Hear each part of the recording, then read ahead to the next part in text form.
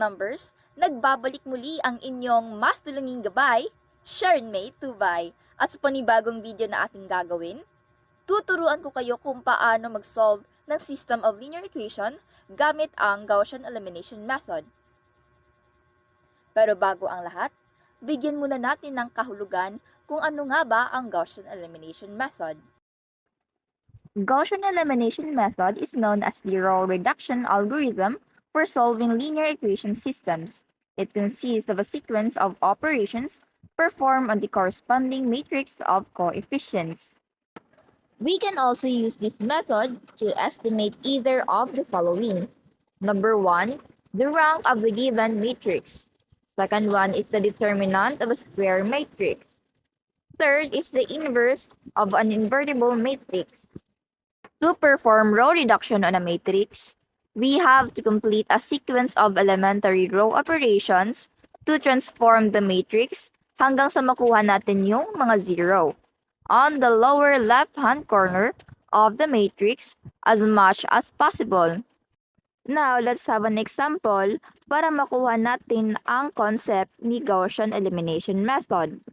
So, our first step is to represent the system as an augmented matrix.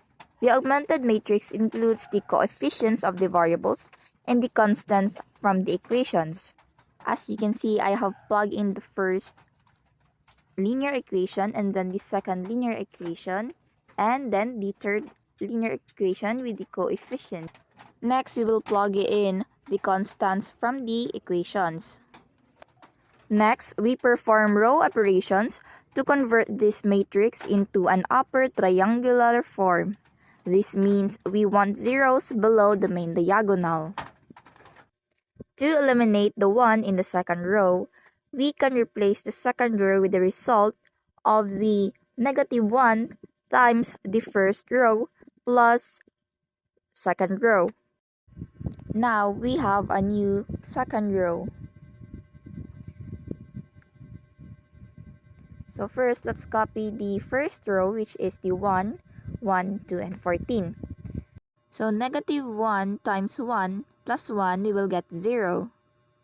And -1 times 1 plus -2 is -3. Then -1 times 2 plus 2 would be 0. And lastly, -1 times 14 plus 10 is -4. Then copy the third row. Similarly, for the third row, we subtract the first row from the third row in order to eliminate the third row. So we will have -2 times the first row plus the third row. So now we will just copy the entries from the first row and then the second row.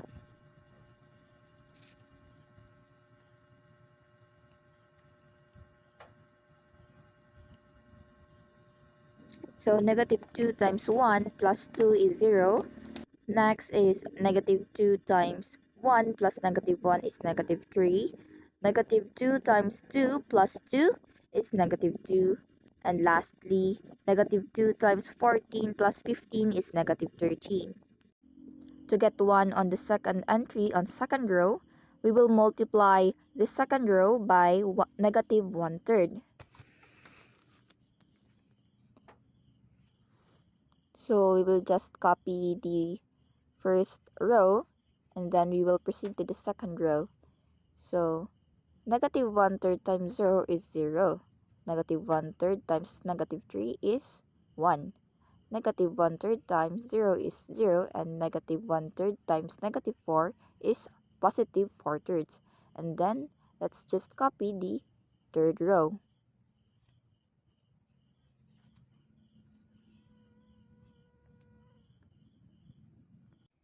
To eliminate the second entry in the first row of matrix, we will let -1 times second row plus 1.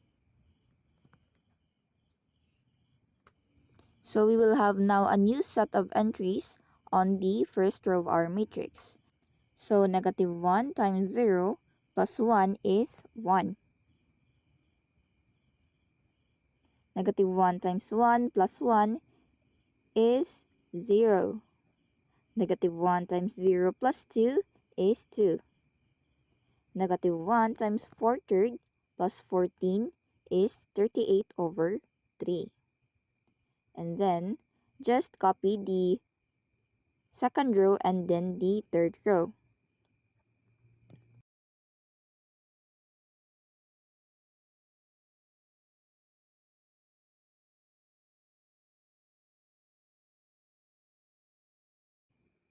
Afterwards, we will add 3 times second row plus row third in order to eliminate the second entry on the third row.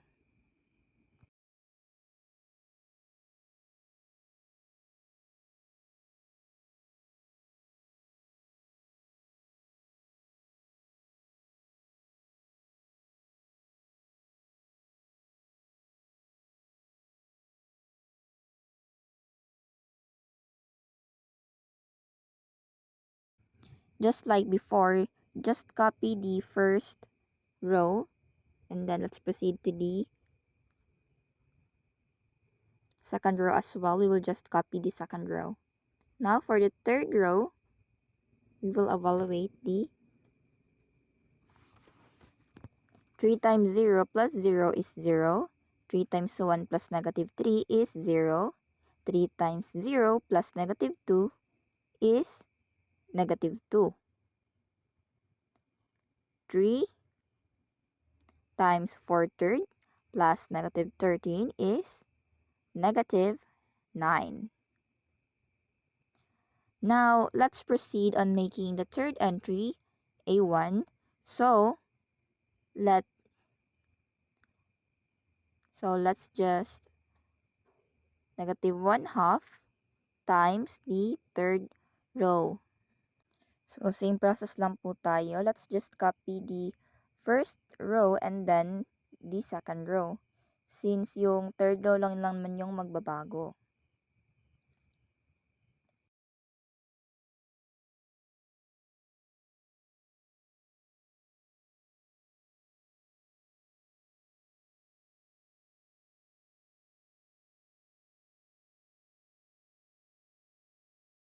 Now, let's proceed. So, negative 1 half times 0 is 0.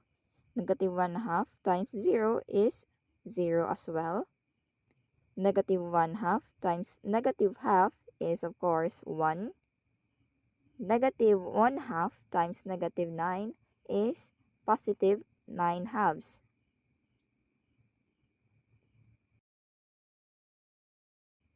So now let's proceed on our last part. So we will just let negative 2 times the third row plus the first row in order to eliminate the third entry on the first row.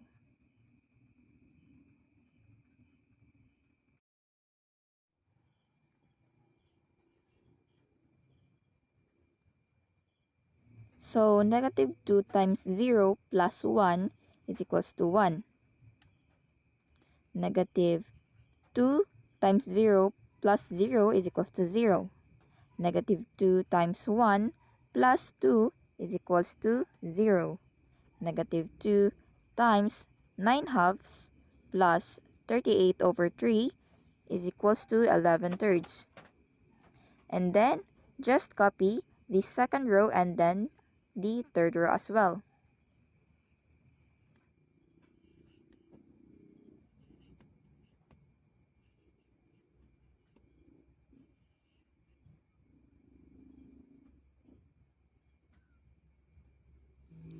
So the solution for our system of linear equation is x sub 1 is equals to 11 thirds, x sub 2 is equals to 4 thirds, and x sub 3 is equals to 9 halves. So I hope this tutorial video has helped you understand the Gaussian elimination method. Thank you for watching.